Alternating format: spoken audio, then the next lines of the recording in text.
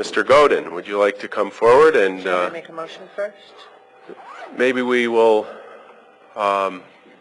sure, we'll make a motion and then we will hear from the chairman and any of the Charter Revision Commissioners that are here who would like to speak, and we'll have a question and answer, and then we'll see where it takes us from there. Yep. Okay.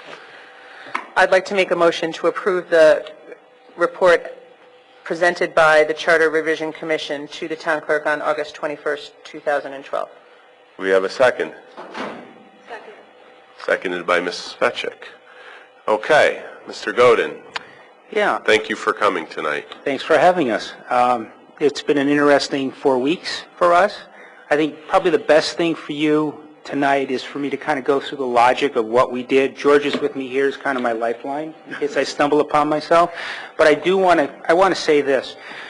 I couldn't have asked for 8 better people to work with on this board. The amount of work that went into this is phenomenal, and I would say collectively there's probably a couple hundred hours worth of effort here in the dog days of summer. All right? And the end result, let's put this all in perspective, was a 9-0 unanimous vote amongst 4 Republicans, 3 Democrats, and 2 unaffiliated voters. I think that's important because you don't normally see that perspective from a diverse group of individuals. But I think what you'll find is the amount of research was very detailed, the questions that we asked were very thorough, and we had a lot of spirited debate amongst ourselves. Okay? So let's put this in perspective. We convened on July 16th at an organizational meeting chaired by Jeff.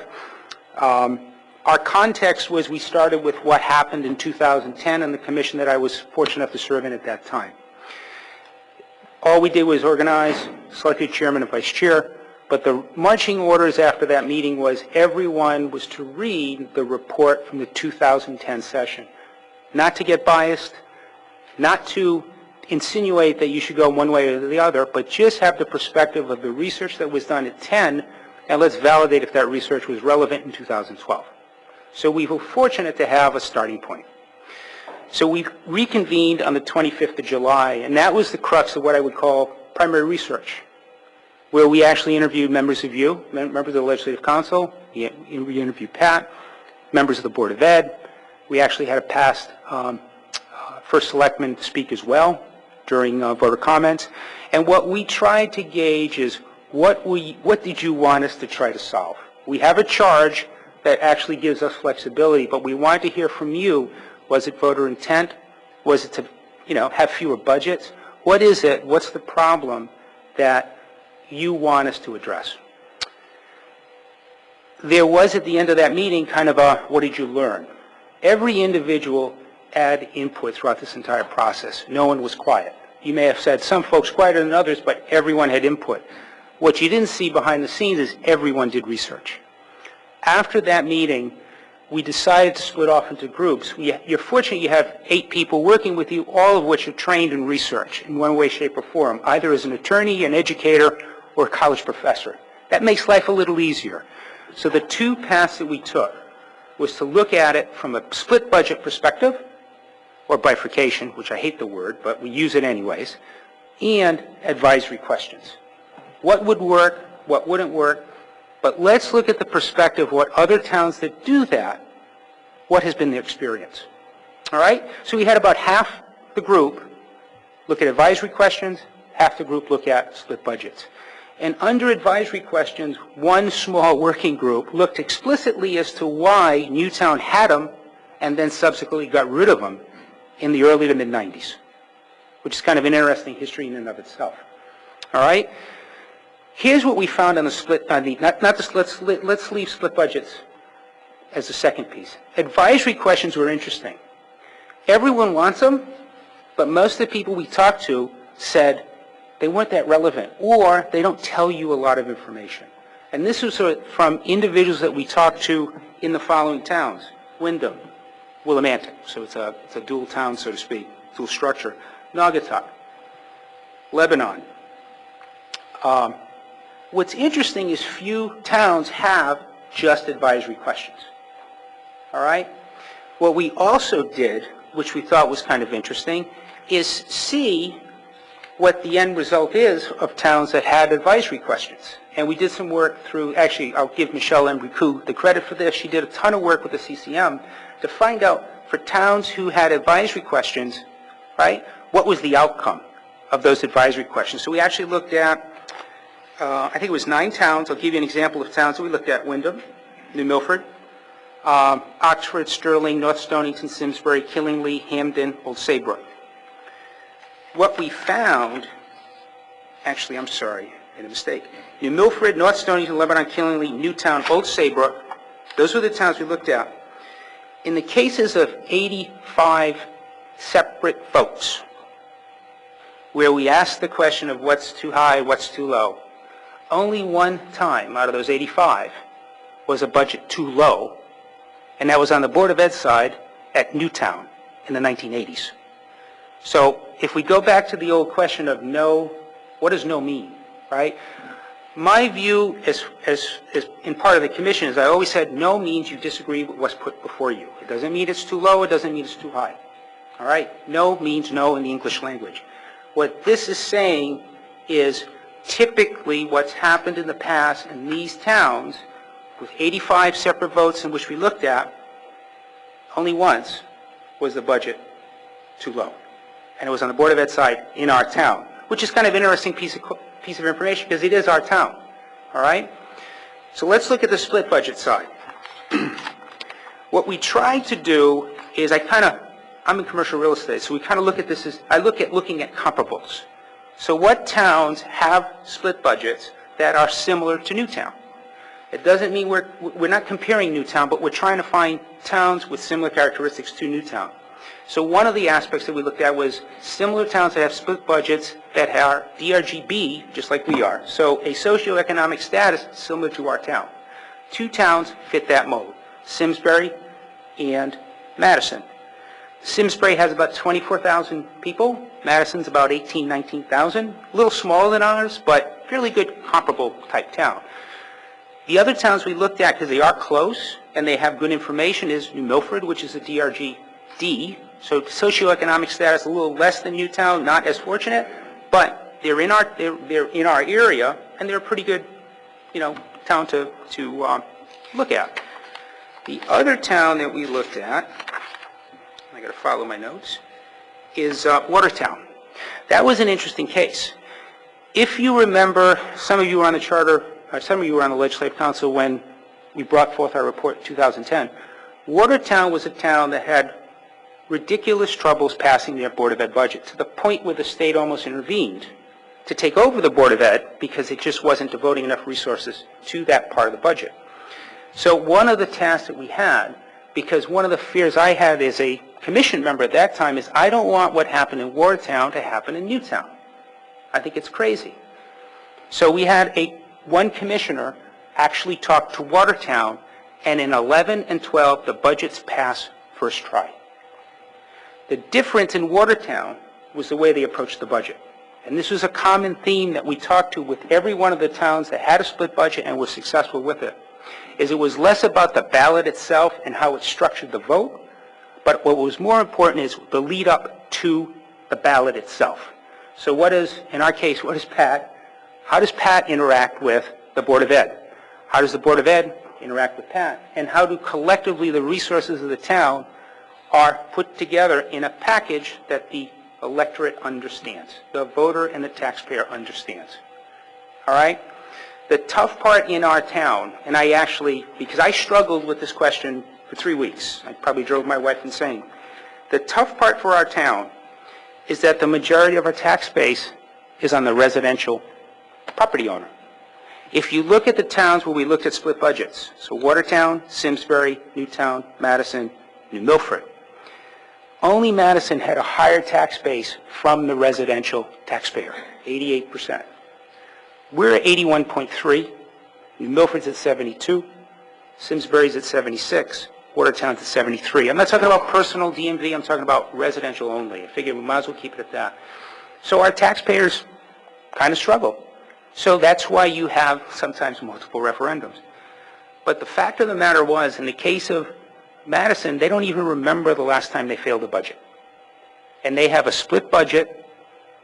that is binding, but it's kind of a weird binding, and they have no, I don't think they have any advisory questions. The closest to us is Simsbury, which has advisory questions, they are binding, and they have a split budget. New Milford is a split budget, non-binding, and it has an advisory question very similar to the one that was proposed by the Commission, except ours is asked in a different way. All right? Watertown has split budget, no advisory questions, non-binding. Okay? Then there's the question of why did Newtown drop advisory questions back in the 90s? Well, the funny part is you basically, it's like you have to be a historian to figure it out, right? So we had commissioners who went to the town clerk. We had input from Pat, who served on the Board of Ed at that time. And we have the resident historian, which is Herb Rosenthal, who served on both the Board of Ed, chaired the Board of Ed, and was on the legislative, I think he was, I don't know if the legislative council, but he was on selectman for 10 years. So we interviewed Herb.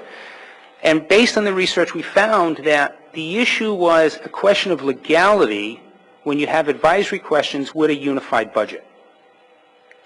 And the Secretary of State essentially said you can't have that unless you split the budget. Okay? And the reality was, even when we asked members who served at that time, did the advisory questions help, it was kind of a mixed bag. So now, what do you do? So as a commission, now we're through 2 meetings. We're going to the we're getting ready for an 8/14 meeting. What we try to do is have about a week between meetings so you can do valid research to prep for your deliberations at the meeting. So we then said, okay, so what would options look like for a split budget? Because if advisory questions don't work, right, then you go back to what we did in 2010, or go the split budget route. So what would a split budget options look like? So we moved forward where we said, okay, let's come up with what options look like, and let's think about what we did in 10. The reality is I think most people, the majority felt that 2010 probably doesn't address the noise of too high, too low, town side, Board of Ed side. All right? Keep in mind, though, the town passed, although we didn't have enough people show up by statute, passed that referendum question in 2011, 79-21. So we know the town has an interest in doing advisory questions, even though the majority of people who've had them before, including outside our town, are really a mixed bag. So you're getting conflicting information. So what you try to do is you come up with options, because the research you're doing, you try to make it as objective as possible, but your decisions are all subjective. All right? But you have people who are not afraid to make decisions, and I think what's important is you have 9 commissioners who are willing to compromise amongst each other and be honest with each other when they disagree. All right? So then we move to the August 14th meeting. Dave Grogan spoke at that meeting. We had questions regarding Naugatuck. Naugatuck is an interesting case where the town of Naugatuck, which I lived in for 18 months and I moved out of promptly, actually took to court the town because they felt the way the budget was structured was going to be detrimental to the Board of Ed, and I think it was in court for almost 10 years. And that established the whole concept of home rule. And in talking to Dave, what we basically found, whatever we put in the charter is essentially our home rule. It's what we put in. It's what we can follow. So that gave us some comfort that the direction we're going, because you could tell that there was support for split budget. We could go that direction. So at that time, we made our first critical vote. And the vote was 7-2 to go with a split budget. Now, then the next question is, what does it look like? What does the vote look like? And do we include advisory questions? And then the critical question, which a lot of people who talk to us never really brought up, and that is the part of the budget that passes or fails binding or non-binding? All right? That's a big question. I will tell you that personally, everyone that I spoke to personally, I'm not speaking for everyone else on the commission, but everyone who spoke to me personally, I'd say probably 2 to 3 dozen people in person or by email, age groups of, high school age, middle school age, to retirees, all said split the budget. But they didn't go and tell me personally, mechanically, how to do that. So I was one of the 7 that voted in favor of going that direction.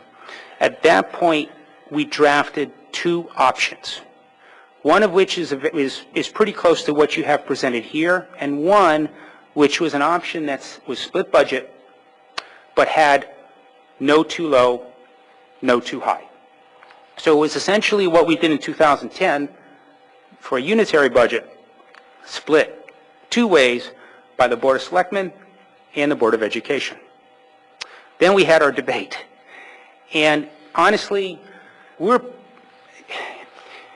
did a straw poll at the meeting, and we were 5-4 binding, non-binding. So there was disagreement, all right? We voted 7-2 to go the route of split budget. So that was a very, very good debate. I think we were probably together for about 2 hours and 20 minutes, and everyone stated their cases. And I think what ends up happening is you have to think about this. In my particular case, and I'll give you my case, I put on 3 hats. The hat of a taxpayer, the hat of a legislative council person, and the hat of a market researcher, because I'm a market researcher by trade. So the option you have before you, that question of no too low, I came up with that as a variation to what I saw in New Milford. And I'll get to that in a minute. But if you look at what came up on the other option that we looked at, which is yes, no too low, no too high, which we will affectionately call at that time the Jan Andrus option. Jan, I'm sorry I had to do that, 2010. The critical thing you have to think about when you have a voter at the booth, we want to know about intent, but we want to get a budget passed. And if you think of the pure mathematics of that option, and this is where I went to the other side, is you have between 2 split budgets, 6 options. You have 4 options for failure, 2 options to pass. My view is you're going to have people who would go no too low, no too high, just because they want to be very detail-oriented about it, and you risk more failures of the budget by virtue of the fact that's how you split it, as opposed to a unitarian budget. If you look at what we did on the other option, you have a pure yes-no decision, Board of Selectmen, Board of Education, yes-no, and then you have a follow-on advisory question only, yes-no. So let's put this in perspective. By doing it that way, you have an indication of where there's some more support on either side of the budget. That's issue 1. So if one has more votes than the other, one passes, one doesn't, well, you know, okay, well, you know where there may be some issues you need to address.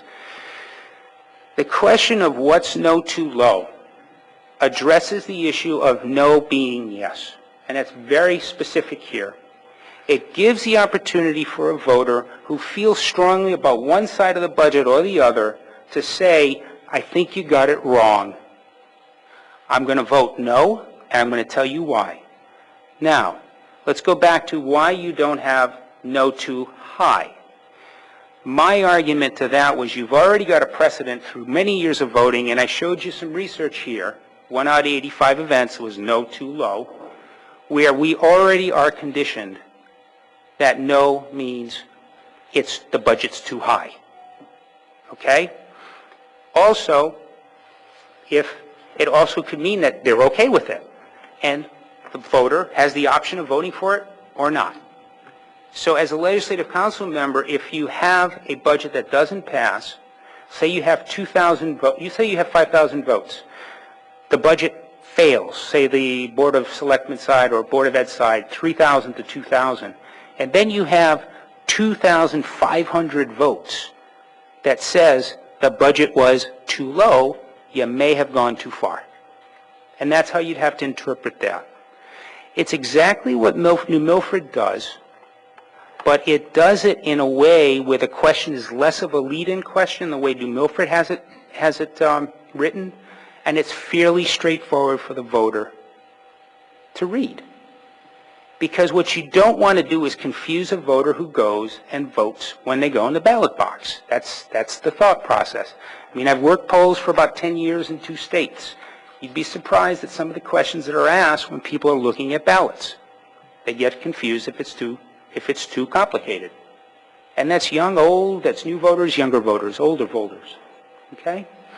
Now, I know there's probably a concern when you have a split budget that one side will be defeated more than another. That's a valid point. So let me share some research that literally came in right before this meeting. We did research, again, Michelle did this, through the CCM. We looked at pass-fail rates we requested pass-fail rates of towns with split budgets. I think there's 28 of them. We asked pass-fail rates of towns that had split budgets. We got reporting in from 9. Okay? And what you do is when you have a pass-fail rate in pure research, you can actually do what's called a chi-square test, where you can see if the result on one side, pass-fail, is significant versus the result on the other side. So let me tell you what the results are. In these 9 towns, and this could be a period of 6 or 7 years of research that we got from the towns through the CCM, town-side budgets failed 29% of the time, and education budgets failed 42% of the time. All right? And it's probably consistent with some of the noise that you would hear regarding a Board of Ed budget, but let's put this in perspective. This doesn't surprise me, all right? Because when you have about 2/3 of your town budget collectively, a unitary budget, the Board of Ed, when the majority of the town residents don't use the services of the Board of Ed, this doesn't surprise me. But I just wanted you to be aware that in these towns for which we have the information available, 29% of the time the town side failed, and 42% of the time the Board of Ed side failed. All right? So the question of binding versus non-binding, okay?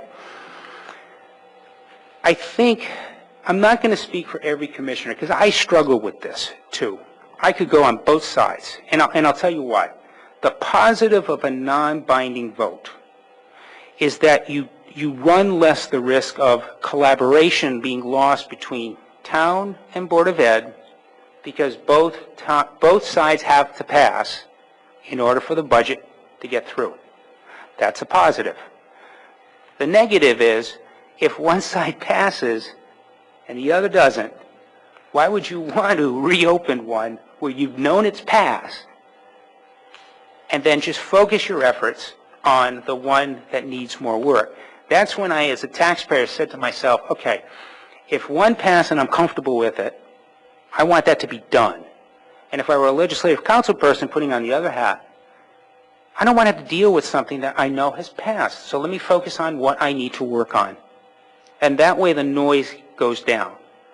So that's the balancing act. But I want to tell you something.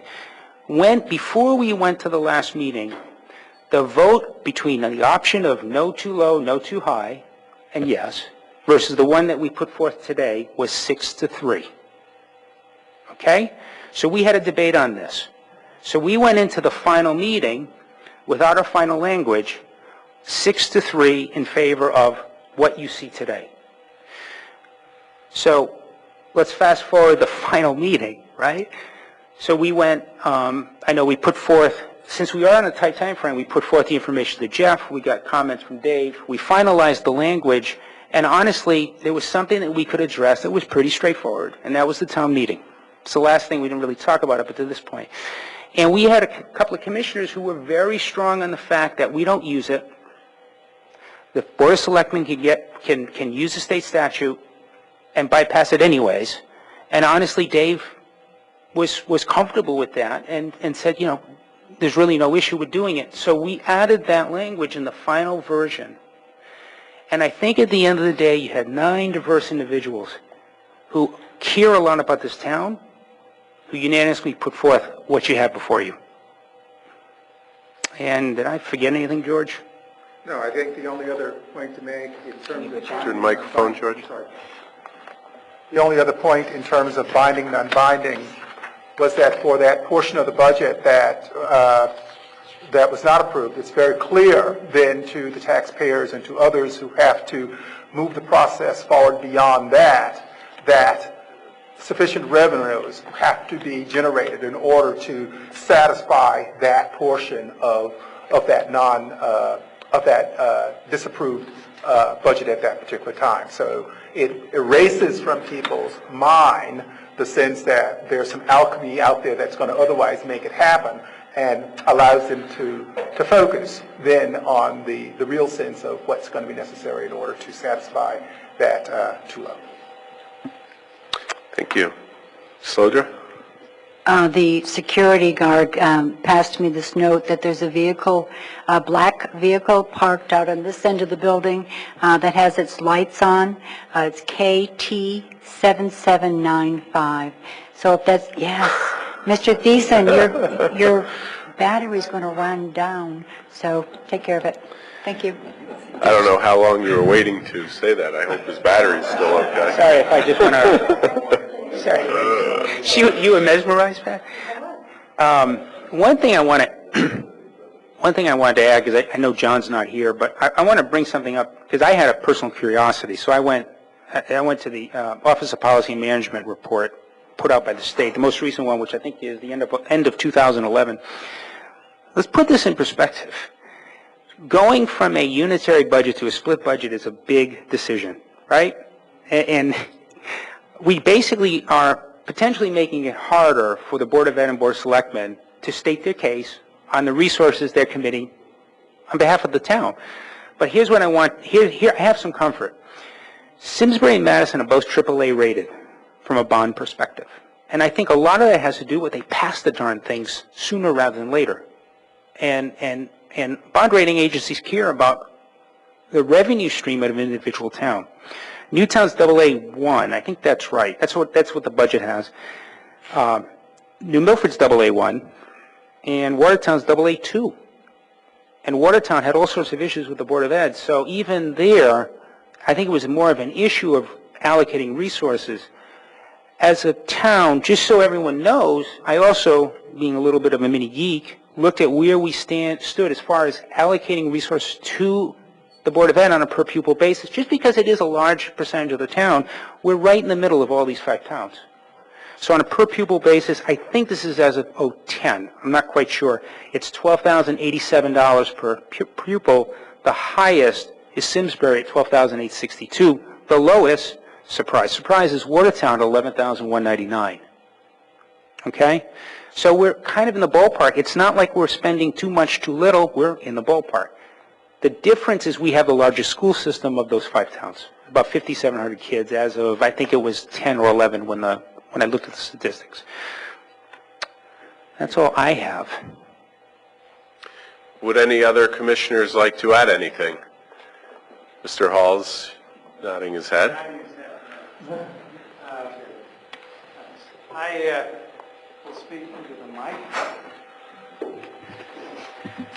For the record, Robert Hall, residing at 5 Nettleton Avenue.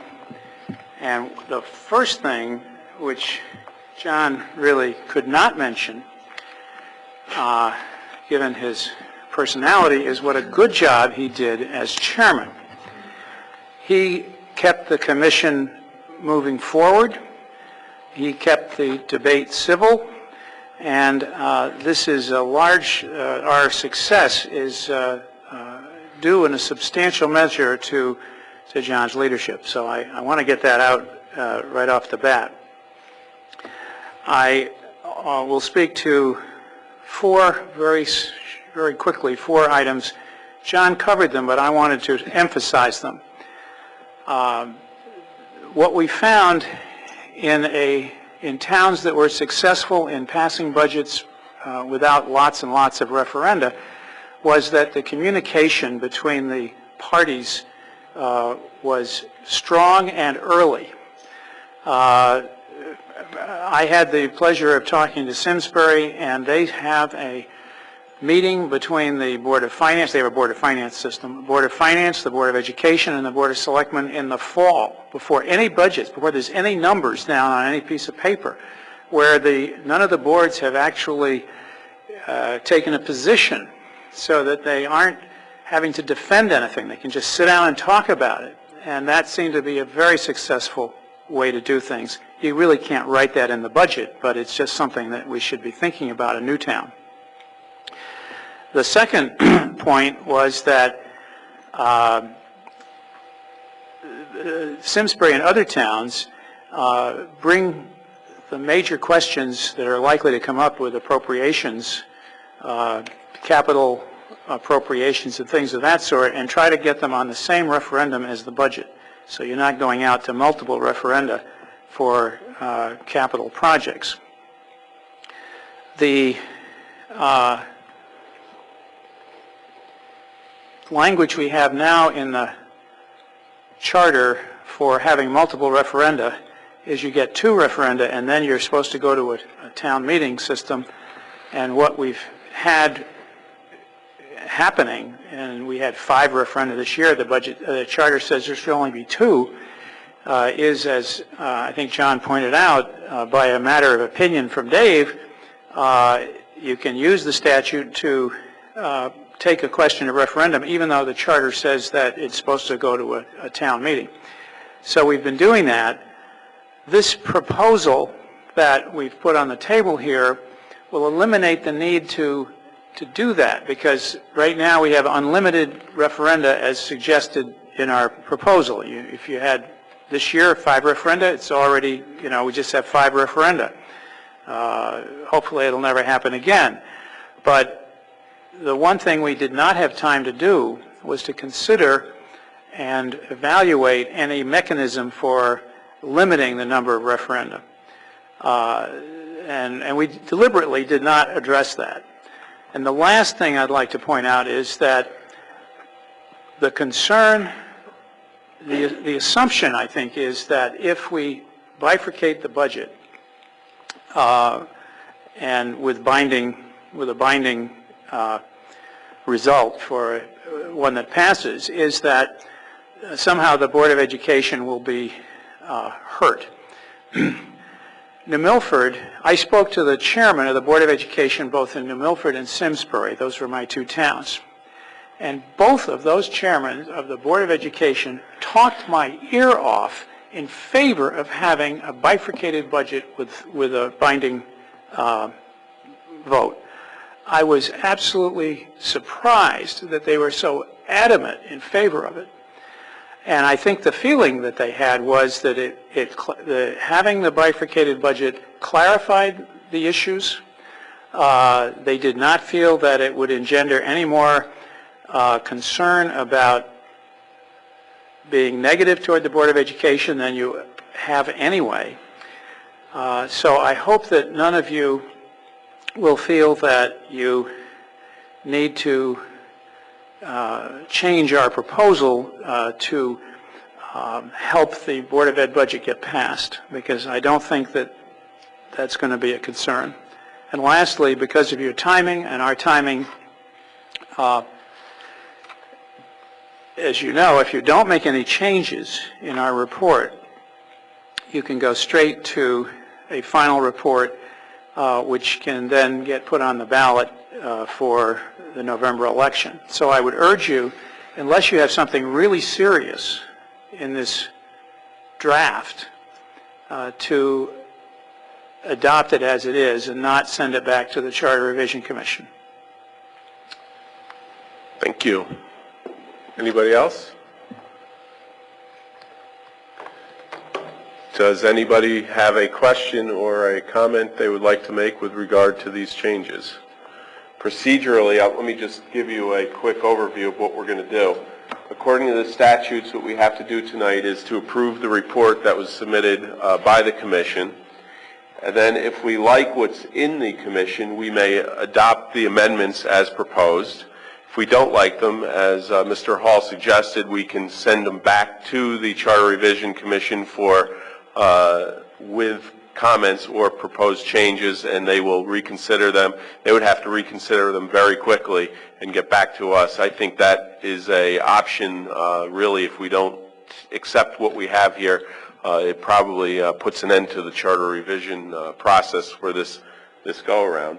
But should we choose to adopt these amendments, then we would have to make a motion to put them on the November ballot, and we also have to define how they would look on the ballot, and I have a proposal for that as well. So, having said that, yes. Point of order. I wonder then if we should go ahead and vote on accepting the report and then make a motion about the amendment so we can talk specifically to the questions, which is probably where, Sure. I'm guessing, where most people's questions will be.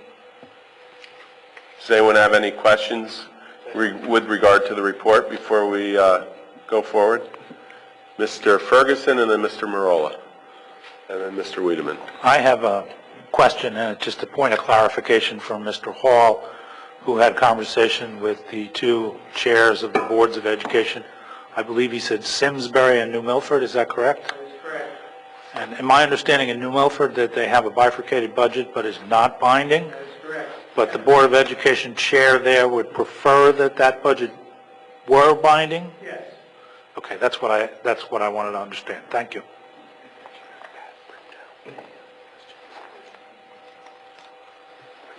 If these guys I have two questions. The wording of the advisory questions, appropriated for X as too low, yes or no. Could you just elaborate on why you selected that language again for me?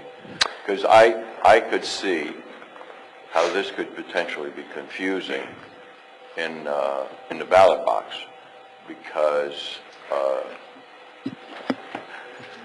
no traditionally suggests no, probably too high, in my opinion and experience. And so I guess I'd like to just kind of poke at that a little bit and see if you discussed the confusion factor in something that says, do you deem the proposed sum of X dollars to be appropriated to the board as too low, yes or no? Good question. This is, you're going to have to, you'll laugh, but this is one of those Sunday afternoon, light bulbs going off in your head. When I crafted this one, because I'll fess up, I'm the one who crafted these two questions, okay, so, which is fine. It's a little counterintuitive. So you can hear from the horse's mouth, right? New Milford asked in the same structure, but in a different way, a similar question. But they ask if you want the budget higher. Okay? So if you look at the feedback you get from folks, a lot of people have said, there are people who say they want no too high, no too low. They want both. I look at New Milford, and as an individual who designed tons of surveys over the last 6 years, probably 5, 6 dozen, the thought process when you ask a question of someone is make it as simple as you can. So the question was, do you deem the proposed sum, because you don't know if it's been approved or not, so do you deem the proposed sum of whatever the appropriation is for the Board of Selectmen or Board of Ed? So it's explicit, right, that you're asking for the Board of Selectmen, Board of Ed. We even had debates over, do you ask the town side budget X, blah, blah, blah, blah, blah, blah, blah. But the reason why we said no to, the reason why this wording went in is I personally thought it was cleaner and clearer than what New Milford had. Because I thought that was kind of an interesting novelty way of asking the question without asking so many advisory questions that the voter may decide to undervote and not answer the question. John, okay, I understand what you're saying, but really what I'm getting at, let me just rephrase what I'm saying, or what I'm asking. This question is only if it fails, it makes sense, right? I mean, if the one side or the other fails, then these are advisory questions to the failure. You can answer them whether you said yes or no for the budget. You can. It's advisory only. Okay. Well, if the budget passes, if both pass, whatever these advisory questions say, yes or no, is moot. It's moot. It's advisory only. If it fails, that's where we're looking for the information. Yes. Think about. So if I change, let me just ask it this way. No problem. If we just changed low to high, would that be a little more in the conventional wisdom? I think it would be more conventional wisdom, but here's what I would argue, is historically the perspective has always been, if a budget fails, the budget's too high. Correct. The reason why I don't ask the question is, you're following convention, why bother asking a question when you know the end result? Which is why you're only asking if it's too low. Okay. All right. Well, I guess I don't agree. But that's okay. We can agree to disagree. That's fine. Because I believe don't think that it this personally. fits right into the no equals yes kind of stuff. But anyway, that's just my opinion. And secondly, I would ask, and I agree, by the way, that earlier intervention would help, because in my opinion, while the bifurcation doesn't really solve the problem in and of itself, it helps, but it doesn't really get to the root cause. In my opinion, the root cause is, and it would be interesting, you probably don't have this information, but when these other towns that collaborate and cooperate and all that good stuff get together and pass the budget on the first try, is the spread, you know, like this. When your requested budget comes in, one is so high and one is reasonable, in my opinion, that is the root cause. Now, if we're together, as we discussed, then maybe that won't happen. So, for instance, if a range was suggested, and I don't know what the range is based on the current economy and so on and so forth, something like, you know, and I'm not saying we need to do that, but I'm just following on in this vein, if the government could suggest to the town side and the municipal side and the Board of Ed side a range of where to come in, and then we can discuss it based on, you know, rational conditions. I don't think we would have this problem that we've had over the last couple of years, and particularly this year. That's just my opinion. Hey, I have some statistics for you. So let me give you an example. So New Milford has exactly what we kind of are proposing, except the questions are asked a little different way. In 2012, the townside budget passed 1,095 to 890, first try. The Board of Ed passed in New Milford 1,036 to 951, first try. All right? So let's look at Wyndham. Very different town than Newtown. Very, very different town. The budget passed in Wyndham 1,282 to 1,102, first try. And the education side of the budget failed 1,094 to 1,307. If you had the question asked, is it too low, as a legislative council member, if you were in Wyndham and you're the one that actually makes the decision, because in some towns it's the Board of Finance, you'd actually have a second round of questions where you could look, and if of those, let's say, you had 1,094 yes, 1,307 no, let's say you had 1,300 people say the budget is too low. There's where it comes into play. So that I think that kind of addresses an example of where I'm getting at. Let me explain something. I said at least 4 times in the minute that this is an imperfect science. So we're trying as best as we can to get it right. Okay? Which is fine. I'm just giving you the kind of the thought process behind it. Two You're different welcome. ways to get the same answer or the same results. I think Mr. Ferguson and then Mr. Wiedemann and Ms. Fetchik, you had questions too? Yeah, one is, I guess, a point of procedure.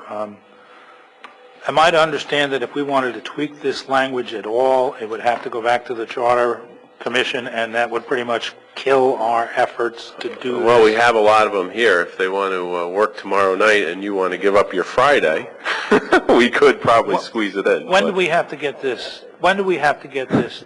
September 7th to the town clerk. Okay. With that said, I'm not going to propose the tweaks to the question that I might like to make it even simpler, because it's not that substantial. I think it might be, I think we need to move. Mr. Wiedemann. My question is, in your research, on towns that had a split or bifurcated budget where it was binding, in one side or the other that failed and one side passed, was there any additional hardship in passing on subsequent tries, the side that failed? I don't think I have anything factually. I have more anecdotal stories. But where you had a split budget, historically the town officials that we spoke to, sometimes the town manager, sometimes Board of Ed, those who had experience in a split budget, in the case of Madison, they don't even remember the last time it failed. All right? In the case of Simsbury, I think recently they went to a second budget, but they too didn't have a lot of failures in the budget itself. So the reality is, those who have good experiences typically have consistently good experiences. Those who have had bad experiences typically is because, one, there's either an underlying issue on one side of the budget, or the transparency is questionable as far as the budgets from the beginning and how the town officials at the beginning work together to present the budget as a unified budget. Does that answer your question? Probably as much as you. Which we tried, Dan. Yes, it's just so much you can uncover in 3.5 weeks, right? Thank you. Patrick. First, I'd like to thank the commission members for working so hard in the middle of the summer when you'd rather be at the beach or something. A couple of questions. One, I'm assuming that the questions were verified through Dave's office, that they're Yes, They were. everything's been through town Through legal. council. Yep. And you had said that you purposely did not research limiting the number of referenda. Did you come across anything in your research that had towns that said, you know, once you get to 3, then something else happens? Very good question. I didn't talk much about it. We have a kind of a laundry list for the future charge commission that you could look at. There are towns with explicit language that limit the amount of referenda you'll have. And I think, given the tight time frame, what we said is, let's keep the scope within what you do on the ballot, as opposed to start going down the path of, you know, after 2, after 3. We did discuss it. We did debate it. But frankly, when that came up, we were talking about it on the 16th of August, knowing that we had to get it done by the 20th. So I'd say, honestly, I kind of cut debate on that, because the preference would be that you get a good, solid recommendation that, even if it's only a B+ or A-, it's better than nothing, right? But I would say you should look at, in future charges, limiting the amount of referenda, or at least putting in explicit language in the charter, because some towns do have it. And typically what it is usually after 2 or 3, they revert to last year's budget on a month-by-month basis until it passes. You know, there's a lot of things you could do. You could bring it right back to the Legislative Council and have you guys vote on a majority vote if you wanted to do that. That's a little different, though, is when you kind of take that right away. I would say we should look at it in the future. There are towns with explicit language in the charter that allow it. Because right now all you're doing is running on statute, right? You're running on state statute that basically says, okay, we'll go to last year's budget, but no one knows that. No one really... I mean, I learned a lot in 4 weeks about what I don't know about town government. So at least I'm best... The good thing out of all this is I get to meet a bunch of good people, and I'm definitely more informed as a taxpayer and a voter. The other question I had was, did you discuss at all what would happen if, for example, the budget that was presented by the Board of Ed and the Board of Selectmen was passed directly to the voters, and it failed the first time, and the majority of the people said it was too low, because when that case happens, there's a section in the charter that says that we're not able to increase the budget over the presented amount by the Board of Ed or by the Board of Selectmen. So the presumption is you're saying it goes straight from the Board of Selectmen, Board of Ed, bypassing the Board of Finance. No, we're Not just saying, bypassing, we just, assuming, I know this is probably something that's unlikely to happen, but Right. there's the ability for the Board of Finance to just pass it through, Right. and the council. Yeah, so you're referring, I think, to section 613.2 or something like that, right? 613B, paragraph 2. Okay, so I'm close. That specific case did not come up. That case in particular did not come up because obviously the charter has explicit language as to what you can do about what's presented by the Board of Selectmen and the Board of Ed. Candidly, realistically, I don't see it happening. It can happen. It can happen. And when, one thing you may want to think about is that explicit section, because I got to tell you something. When we looked at that section, I read it, I had one other commissioner read it, and we had two different perspectives of what it meant. Okay? I can tell you that. I read it and like, oh yeah, it means this. And I had one commissioner who read the same thing and said, no, I don't read it that way. So candidly, we didn't touch it. That is something that could happen in this case because you're not allowed to increase about what was submitted. But in the 5.5 years I've been here, I would never think that that would actually happen. All right? Imperfect science. anybody else? Ms. Jacob and then Mr. Amaro? John, when I spoke in front of your commission after your public hearing, I asked you guys to consider a couple of questions, and you did answer several of them when you spoke. There were two that I didn't hear any discussion about. One was whether or not bifurcation lowers the number of referendums in a town, and the other was to think about debt service and how that would be handled. And I'm assuming you discussed it, but I didn't hear you talk about that tonight. Yeah, we discussed it. This is the whole issue of debt service. We have actually, it's another what I call punch list item that we probably should take up at the next charge if you have another one. And here's what we decided on that one. We felt that the debt service issue, obviously it's kind of detrimental to the Board of Selectmen because they carry the debt on the books by state statute. That's the town, that's the general obligor of all the debt in the town. And it's not good for Pat, I know that, but we decided to keep it out of scope. Okay? Now, what we could do in a subsequent commission is research what towns who have split budgets how do they handle the whole concept of debt service. We had a debate. A number of us basically considered it out of scope or something we did not want to address in a ballot question or can be addressed in the lead up to the actual ballot vote. In other words, break it out in your presentation and find out how much is debt service in the town side budget. Before you move on, so does that mean you didn't come across any data that showed towns handling debt service separately during the referendum process? I think there was discussion on one or two, but honestly, we didn't go down that path. Okay. Do you remember what my first question was? The first question about was whether or not bifurcation lowers the number of referendums. Oh, the average amount of failures in Newtown was 2.7. I don't have, well, I mean, I can send this to you.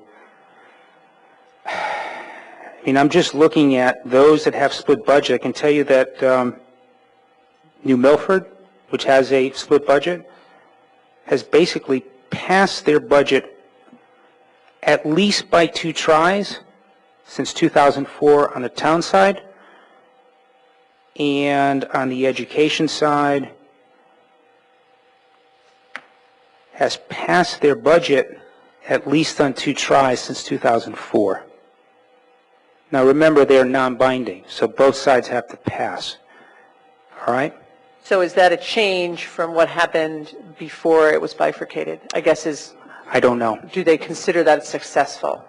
Well, if I were, I don't know that, Marianne, but I got to tell you, it's pretty decent success considering what I've seen in this town as far as 3 to 5 failures. I mean, our average is 2.7, and in the case of Milford, the longest it's taken is 2, and the majority of times they've passed it on 1. So that's pretty good. Mr. Belinsky. I may be speaking out of my order. We'll go back. I just wanted to jump in right now. This piece of the conversation from a purely research perspective is, well, I mean, we're pulling apples and oranges out of the same barrel. I don't think that there's any correlation with the raw pass rate unless we also take a look at the percentage increase that has been subject to that particular bifurcated vote. And I think that one of the structural problems that we've been having here, and we really had it this year, was that we had a municipal budget that came before us that was responsibly put together and essentially flat.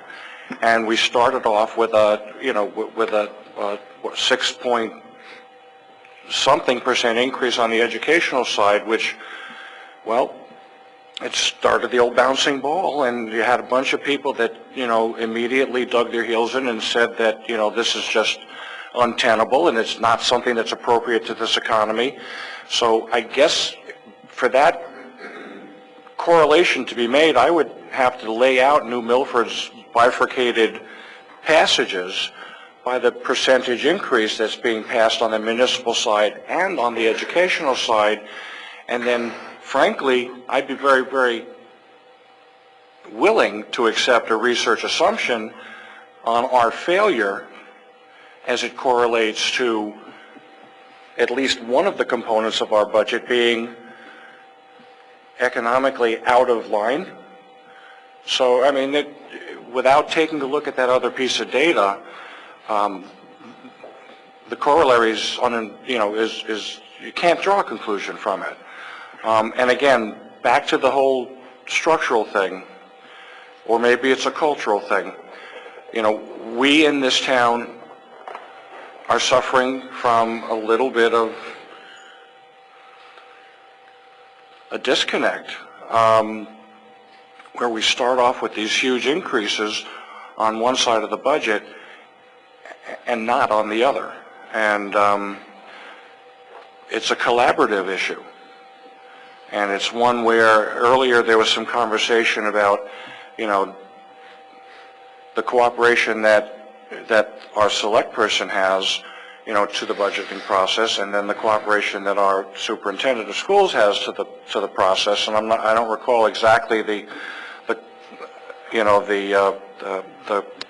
entire comment, but it comes back to a lot of the stuff that we have struggled with through this process, and that is taking care of the collaborative work before we actually present budgets, so that when you present a budget, you don't have somebody asking for 8% and somebody asking for 0, and then, wondering, how the heck do you pick up the pieces? And, Kathy's reference to the, to the fact that, we're not allowed to put money back into a budget in excess of that which was requested, almost seems to me to be a conflict in its most basic form, because if one section of the budget really, really wants to raise the operating budget, well, it sort of makes sense for them to come in there with a 6 or 8% increase, knowing full well that, well, what the hell, we'll go through a few of these referenda and see how well we can do towards achieving, an increase that, is greater than that which the other portion of the operation is asking. So I could keep talking forever, but I think you get my point. We're not looking at apples and oranges, and it's a collaborative issue. We got to all come together, and we have to make the budgeting process one where we actually connect ourselves to the taxpayers. That's our task. But to your point, it's hard to derive why budgets pass or fail just looking at numbers. You really need to know a little bit more about the specifics in the locality. And Ms. Koo has her hand raised. Would you like to make a comment? Sure. I had a feeling you might have the answer to that question, Michelle. So we had the advantage of a Hebron bifurcation study that was done in 2011. So Hebron looked at bifurcating their budget. So they have their report online. So we had the advantage of being able to look at what they had found. And to your question about whether bifurcation decreases voting events, they found that it does not in their study. So it says a common justification for bifurcation, reducing voting events and their attendant costs, did not always happen. For example, they gave Watertown as well as Old Saybrook, where bifurcation has been in place for many years and bifurcated budgets used to fail continually. So that was one advantage that we had, was that they had already looked at bifurcation, so we could use some of that information in our research. More to Mr. Belinsky's point, where it's probably local issues that typically drive. We have Mr. Amaral has been waiting for a long time. But of course, we could get back to binding. So that means with bifurcation, if the selectmen budget passes, but the Board of Education does not, then the selectmen side of the budget would be okay. Now we're just going to vote on the Board of Education the next trip. Is that correct? Yes, in that example. Okay, but then you're going to have two questions for each on if you voted no. Now you go, and is the budget, I think the question was too low. Okay. Now, I know with this last go around, the education people wanted more. So what would they put? No, no? Well, what you would have, if you use the example in the case of Newtown, if I understand correctly. Yep. Let's say the Board of Selectmen budget passes on the first time, and the Board of Education budget fails. Correct. So what would happen on the second vote, let's say it was the first vote. No, well, wait a minute. I'm going with the question. Now, the question comes back to us. Okay, some people wanted more money. Mm-hmm. Okay, now, that was no.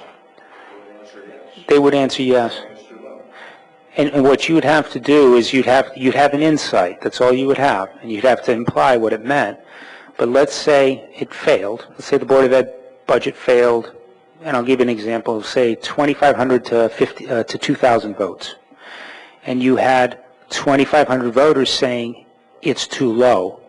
Then your insight would be there is a strong preference for more money in the budget, if you saw that. If only 500 people voted it's too low, then your insight would be that there would be less of an inclination to put money back into the Board of Ed, in your example. In my example I just gave you. And remember, every subsequent vote, once one side passes, you're only voting on those in the future, so you have one vote on that budget and one advisory question specific to that budget. That's it. Okay. And one thing I wanted to add, because I forgot, and this is important, one thing we did find in all the research is whether you have advisory questions or split budget, it does not help voter turnout at all, which we were hoping, but it didn't. And that just kills me. That was my follow-up. That just kills me. I mean, 25%, 30% if you're lucky is kind of normal. So what we get is about what everyone else is getting. Anybody else who hasn't asked yet have any questions before we go for round two? Ms. Lodra? Questions, but I just have a couple of observations. That I think I don't want to lose track of some of the other learnings that the commission came up with during the process. And I think we're hearing some recommendations for some procedural changes in the way we develop our budget. The two key learnings that I would like us really to hold on to, because we're not going to write them in the charter, but we have to adopt them as behavioral commitments, and that is an enhanced role of the Council and the Board of Finance before you get the presentation from our budget. And I have mentioned that here several times in terms of give us some guidance, what should be our target for the Board of Selectmen as well as for the Board of Education. So we need to collaborate on that front. And then the second is enhanced collaboration for among the budget advocates, so that there's a voice of support for the education budget as expressed by the first selectman. I have to say I've tried vigorously to do that, but the same that the superintendent and Board of Education speak with support for the Board of Selectmen budget. So I think that's a behavioral shift that I think is critically important. The way we budget, the way we vote is the tool, that's a vehicle. But how we get there, I think, is critical, and that's one of the key learnings from this process. Absolutely. Yeah, I agree 100%. I agree 100% with that. In the towns that were successful, there is that collective collaboration at the top. Very good. I have had conversations with Ms. Slodra, John Kortz, and also Ms. Lideline, and I do look forward to getting the four boards together to start the process off in October. I will be sending out a letter shortly. Are there any other questions with regard to the report, or can we move the question on the report?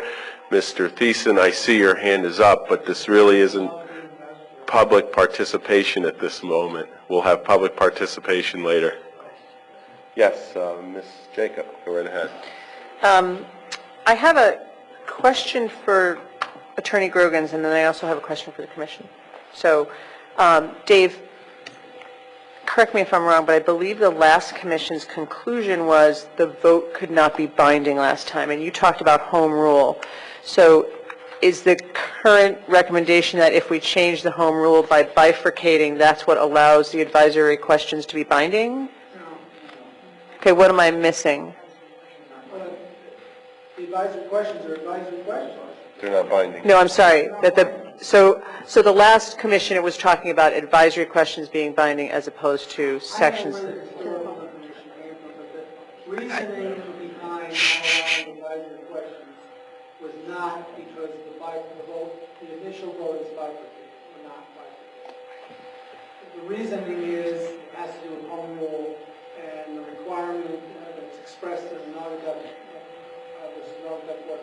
education case, which basically says that if you want to have advisory questions, you need to put it in the charter. Okay. You didn't have it in the charter. That's what we did. Okay, thank you. John, my other question for the Commission, and I'm not sure who can answer this, but you can field it, is regarding revenue, which we haven't talked about at all. So let's say the Board of Selectmen side passes on the first go-round, and the Board of Education side fails, and the conclusion of the advisory questions, or the recommendation based on the advisory questions, is that it's too low. Are you only left with the choice of increasing taxes because the revenue is on the Board of Selectmen side, and you, if I understand it correctly, and you can't? Sorry? If you chose No, I'm just asking what your choices are, because so you really can only, you can't touch revenue, you can't take money out of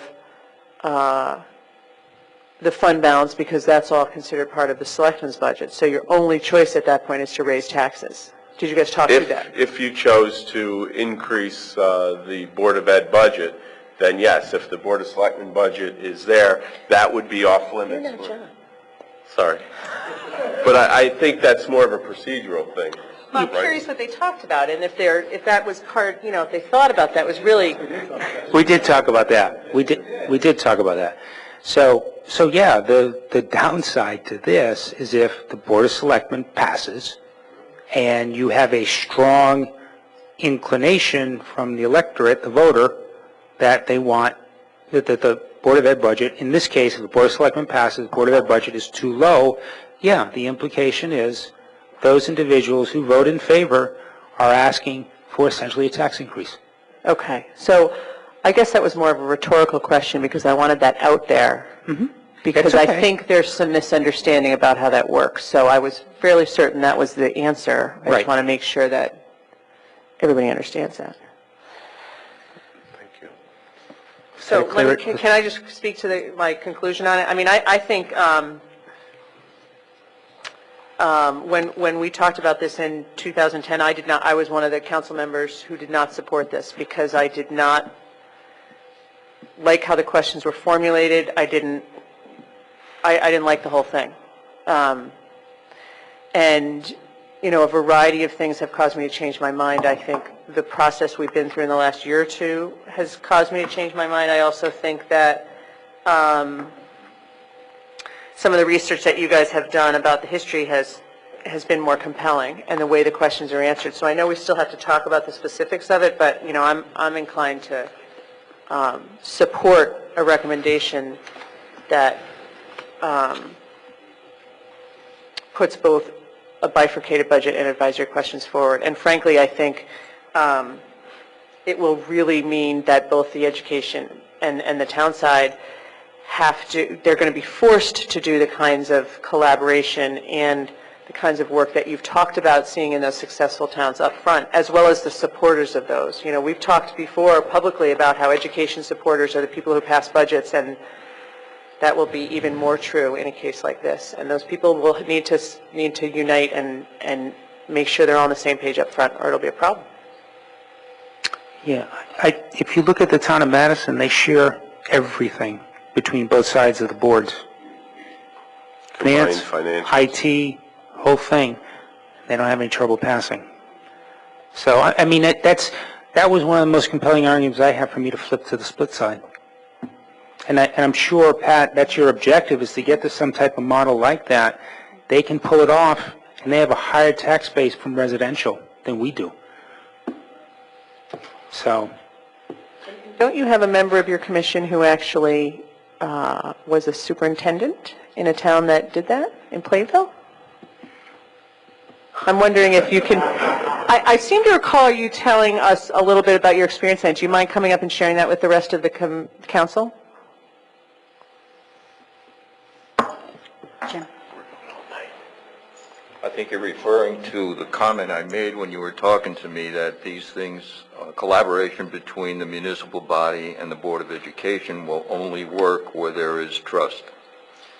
And the reason I made that comment is because it takes time to develop trust.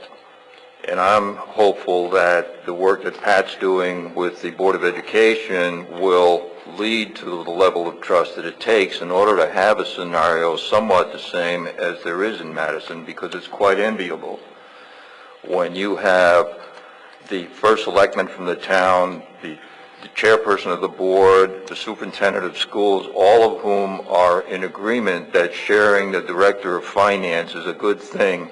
That's unusual. And I think something to be worked toward. So my recommendation with respect to these collaborative efforts is really work hard at it, because it clearly is needed in this community. Thank you. Okay. Ms. Lozier, you request, go right ahead. Just another observation. From the perspective of the front office, I would want to remind you that those of us that work in the building collaborate very, very well. That falls apart once it enters the government, and that's a concern that we have. We talk about that in the offices here when Dr. Robinson and I meet, or when the four of us get together, Ron Bukowski and Dr. Robinson and Bob Tate and I, we collaborate very effectively as long as we're in our own space. When we get influenced by, or buffeted, I should say, by commentary of others in the government and outside, that's what splits and divides us. So it's a cultural issue, I think, in the community that we all have to recognize and address. The problem is not the people that are in the offices. The problem is elsewhere. And that's a real honest comment that I'm making, that I'm sharing with you, and it's a great concern for us, because I think all of us who work in the building value each other and are working hard towards collaboration. It's very difficult to achieve that. It's very much what Jim said. It takes a long time to establish that kind of trust, but we're really working at it. But there are equally as many people working to dismantle it. So it's very difficult, and everybody has to pitch in and be behind it.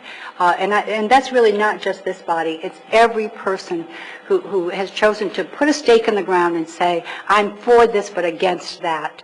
Those comments hurt all of us. And that is, I've seen a tremendous shift in the culture in this community around those issues, that animosity and that anger and that finger pointing, and that we have to push back equally hard and say that is not helping this community thrive. It's not helping us be the best we can be. So again, it's not the people that are in the places, that are in the offices. It's all the rest of it. It's the noise that's created around what we're trying to do. Thank you. Mr. Belinsky, then Mr. Ferguson. I'm going to join in at the end of Pat's conversation by just saying that, given the charge that was the work to be accomplished by this commission, and given the time constraint, the work that was completed very impressively. And I personally am prepared to support both the bifurcation and the advisory questions. Even predating my elected public service in Newtown, 9 years ago I was asking for bifurcation in writing to our first selectman prior to. So I think that it's time we've gotten here, and you guys are wonderful. Thank you very much. Mr. Ferguson. I just want to make the point that I believe, first of all, thank you to the Charter Review Commission and all of the work you've done on a very short time frame, and for all the research. I can't think of a more credible group of people, and I hope we're taping tonight and that this is going to be available to the public. But the whole question of voting or not voting, bifurcating or not, advisory questions, isn't going to necessarily help us pass another budget or have a budget fail. What this simply will do is give us a diagnostic tool so that we will have more information in the event that we have failures. We can speculate on what the root causes were, and that's been covered tonight, I think, by a lot of different people. But it will give us some information. But the failure of the referenda, the 5 referenda, I think there was a unique set of circumstances, and I think that's a symptom. This will give us a diagnostic tool, and I think people are starting to talk about what is the solution and what do we do to change the process earlier on in the cycle. And I'm glad to hear that efforts are beginning now, because now is really kind of the time we need to start planning going in. So that's just simply observations. Thank you. Anybody further? Can we vote on the motion on the table? Does anyone remember what it is? Should we repeat it? We're just accepting the report as presented to the town clerk on August 21. At this point, we haven't voted to amend anything. So are we ready to vote? All those in favor? Aye. Any opposed? Okay, thank you. We need, the next motion would be to actually recommend the amendment of the charter. I'd like to make a motion that we vote to adopt the amendments as proposed by the Charter Revision Commission in their single question format that affects chapters 6-13, 6-14, and 7-100 of the charter. Second. Point of order, we're not talking about ballot questions yet. We also have to define the way the ballot questions are going to look. I passed this out. This is a starting point. This we can change. This did not come from the Charter Revision Commission. Mr. Attorney Grogans gave me this. I worked with him on it, and but by all means, if it's not perfect, this we can perfect tonight. We can also decide at a later date if we want to add informational text for the ballot to be presented to the voters to help them to understand what all this stuff means. So should I change my motion? So yeah, just take the question part out of the motion. I would like to vote to adopt the amendment to the charter as proposed by the Charter Revision Commission that affects Chapter 6-13, 6-14, and 7-100. Second. Okay. We did a lot of talking on this. Does anybody have anything further to say? I think we're ready to vote. All those in favor? Aye. Any opposed? Okay.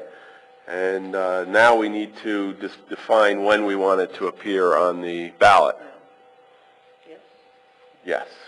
Well, order to, yes, that's the order in which it's in the it appears in the statutes. I'd like to propose that we vote to put the questions, the charter revision questions proposed to the ballot on November 6, 2012. That's the presidential election. Just in case I'm wrong, at least we could technically still go through it. Okay, we have a second by Ms. Fetchik. Okay. Anyone want to speak to the motion? I think this is great. If it's an election, we just need a simple majority of the electorate to approve these, unlike the referendum where we required 15% of the electorate to vote on it, so to approve it. So this will assure us that we get a large swath of Newtowners approving it, should it pass, and it will only require a simple majority of those who vote. All those in favor? Aye. Any opposed? Thank you. And finally are the questions. And let me just kind of explain. Well, do you want to make a motion first? You're in charge. Please make a motion. I'd like to make a motion to accept the ballot questions as presented in the Charter Revision's recommendation for a single question. That's just this document, this handout. This was not, again, from the Charter Revision Commission, but it was something that Attorney Grogans and I worked on. That's fine. The way it's defined as a single question, meaning that all of the changes are none. This body can obviously choose to break it up separately if it chooses. The first part of it is about the bifurcation. The second part, and I think it's a little nebulous what it's trying to do, and I am open to suggestion on that, and it's really the binding aspect of the vote. And what it says is, "And shall 614B of the Charter be amended to provide procedurally for either a one or two question vote in the event of failure of one or both questions." Well, that means that if one side passes, it's done, it's binding, and that's the gist of that language. More than, if anyone's got some suggestions to fix that, I'm all ears. The next part says, "And shall 614C of the Charter be amended to provide for successive referendums until the budget is adopted." That is obviously taking away the town meeting. That's what the reasoning for that is. And then there's some really housekeeping in 7100B.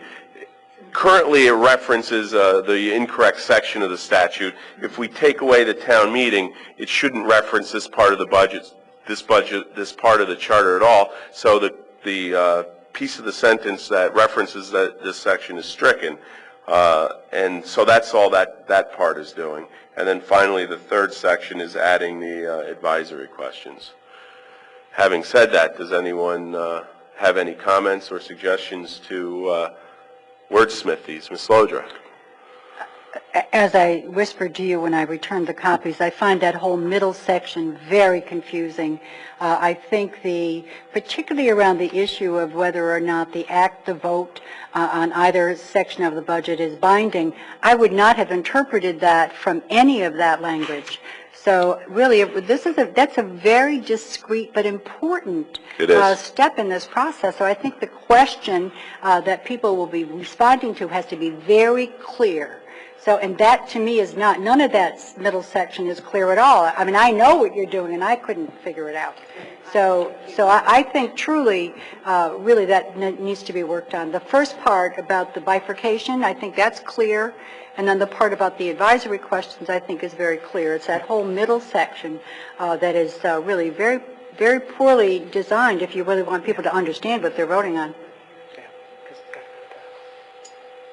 Yes. Can I make a suggestion? Sure.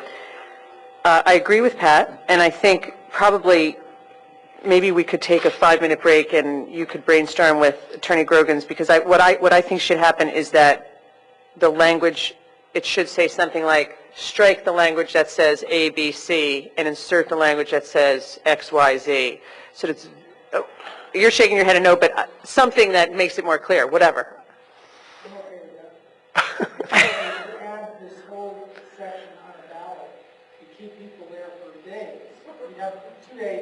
It is a large section, yeah. Mr. Ferguson. I think we need a very simple question. Shall the charter revisions as proposed by the Legislative Council be adopted? Yes or no?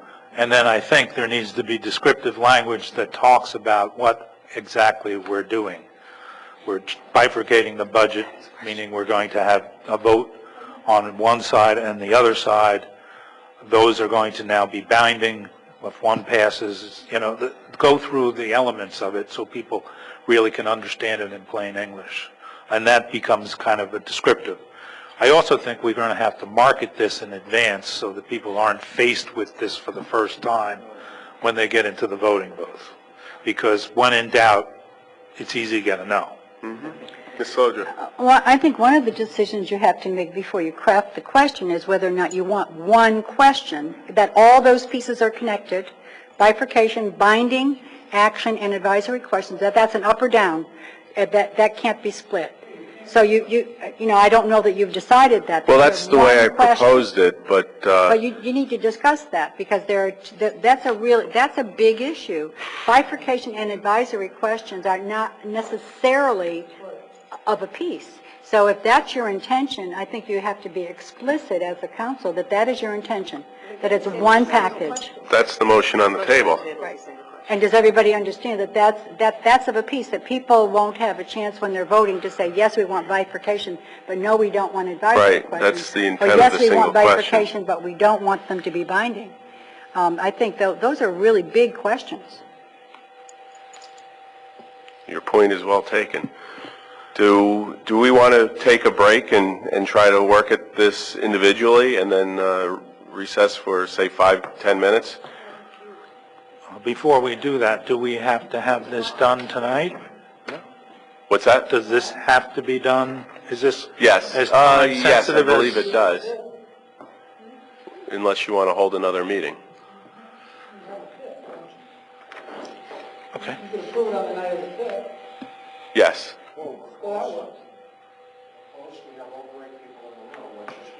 Well, maybe then we could address the question about the one question or the multiple questions, resolve that tonight if the answer is, and then whatever the answer is, if the only thing that's left open is the language about this section of the question, then we could tackle that on the 5th.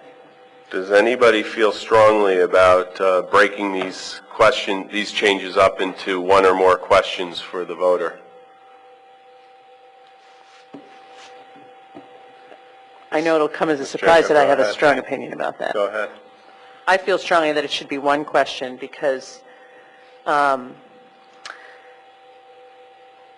think the research that the commission did and the problem we're trying to solve, George actually said it earlier, is really about, this isn't going to make the budget pass less. It's not going to make more people going to come out, but it's going to, if it's all done together, put more clarity around the process. And I think all of those things are required in order to do that.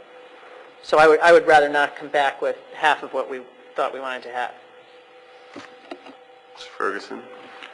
Yeah, I would like to either have the package or have the process stay the same as it is right now. Anybody else? So far? Anyone else? I'll just say that I think the work they did, the bifurcation and the advisory go hand in hand. The research dictates that. The only one I would consider splitting off is sort of the removal of the town meeting. It was extra work they did, but that's sort of housekeeping. We do that anyway. I don't think it on its own really deserves to go by itself, but I would vote to keep at least those other two pieces together. Ms. Slodra? If I may make a recommendation, but certainly you're in charge. I think it's worthwhile for the council to make a motion that you'll be sending one question to be acted on, and then work on the wording. But the reason I'm drawing attention to that is I think we all, well, many of us remember the charter revision of maybe 10 years ago when the questions were related but voted on as separate questions, and we ended up with a scrambled egg. Right. So it's important that the council's intent be clear, and I think it's worth voting on, that you see the elements of the recommendation so entwined that they're one question that's voted on up or down. It's a recommendation.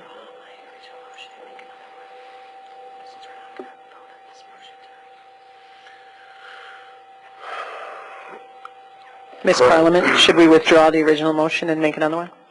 If we don't have a need to finish this and we can do it on the 5th, then perhaps we'll work on it a little bit longer and we'll make a proposal then, but it certainly has to pass. Yes? We're all here. Why don't we get this over with and get started with it? Get it done. It shouldn't take more than a half hour. All right.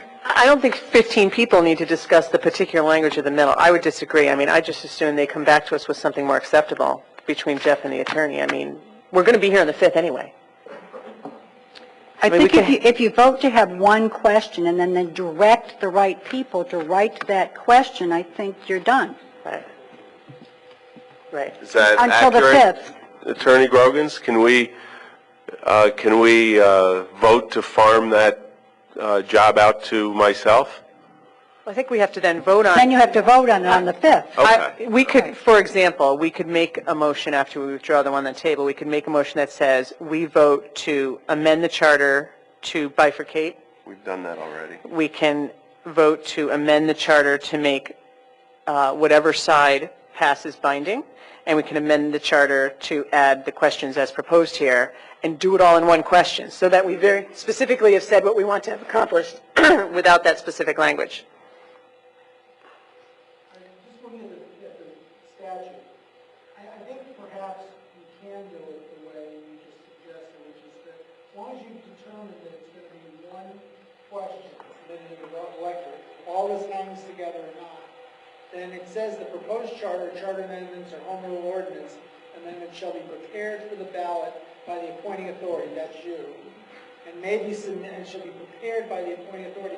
Well, I suppose you could say, you're Leave it up directing to the chair. the town attorney to, in accordance with your wishes, prepare the ballot.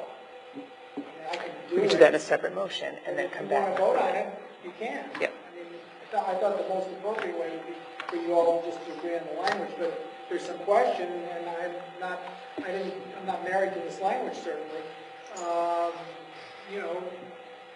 We can try it again and submit it back to you, or you can just say to me that this is your direction. It's going to be one question, and we just want to make it clear. Finish it. Why don't you make a motion to... Why don't I withdraw my motion? And, Do we have a withdrawn second? Okay. all right, you want me to take a stab at that? Yeah. The way I suggested? Can I ask a question first? May I? We need a motion on the table, or is it No, it's just a a procedural or a clarification. Point of order. Point of order, clarification. On this piece of paper, the single question, all of the middle stuff that is not clear refers to section 614B, C, 700-B, blah, blah, blah. If we are going to have a single question, can we use like English language?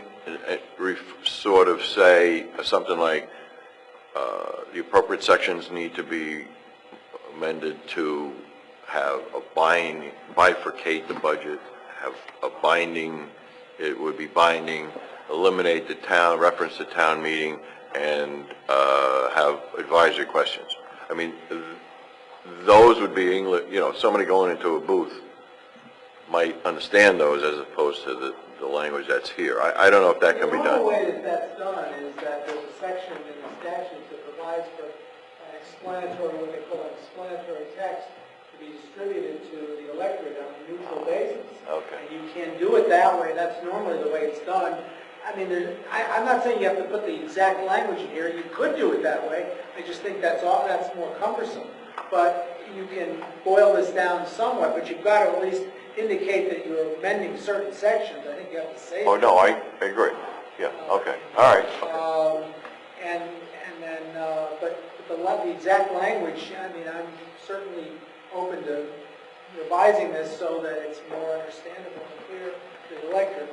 But there is a method to do an explanation to the electorate also. In some places, what they do is they actually put a board up at the voting places with the explanatory text so people can see it right there before they go in, but then they mail it to the whole electorate also. That's the way it's done. And you can agree to do that and you can submit it. Thank you, Dave. Mr. Chairman, Yes. can I take a swing? I move to recommend and endorse, I move that the Legislative Council recommend and endorse the adoption of the Charter Review Commission's recommended changes to the charter as it relates to the annual budget of the town of Newtown, including bifurcating the budget, binding votes on the town and education budget elements, and advisory questions, period. Could you just read the first phrase in that sentence? Did it have anything to do with ballot questions? I might have missed it. No, but we could. That's what we're discussing. We've really amended, we voted to amend. Now we're talking about how are we presenting it to the voter. Ms. Jacob, why don't you give it a try? I'd like to make a motion that we propose a single ballot question that bifurcates the municipal and education budget, provides for a past budget to be binding, adds advisory questions as stated, and eliminates the town meeting provision